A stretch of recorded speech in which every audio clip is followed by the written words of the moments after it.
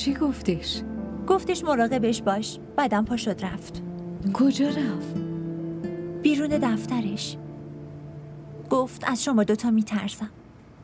میترسم یعنی چی؟ حالا آروم باش، خودش خوب میشه. بگو دیگه عایشه، از چی ترسید؟ حس کرد میخوایم خیانت رو عادی جلوه بدیم. خب راست میگه دیگه. اصلا دلش نمیخواد بیاد پیشم یا حتی ریختم و ببینه.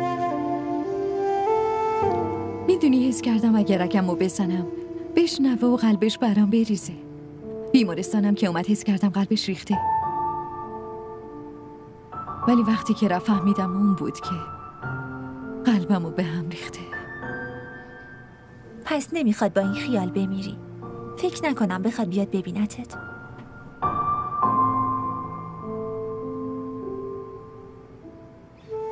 فقط یکم صبر کن.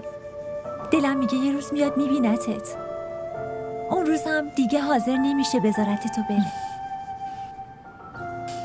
با این حرفا دلمو خوش نکن، بیشتر گریه میگیره. میدونی میخوام باش دعوا کنم، راضیش کنم که درست خیانت یه گناهه، ولی یه چیزی هم به اسم توبه هست.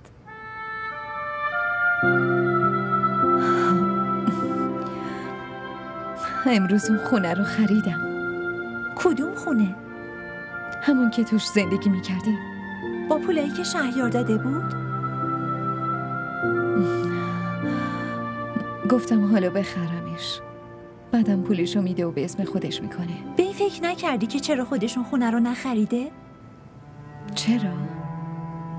گفتش نمیخواد دیگه حتی از نزدیک اون خونه رد شه. توش بره که دیگه میمیره. اونجا رد پای شهریار احمد هست، جایی که رد پای خیانت کارا باشه بوی تعفن میده.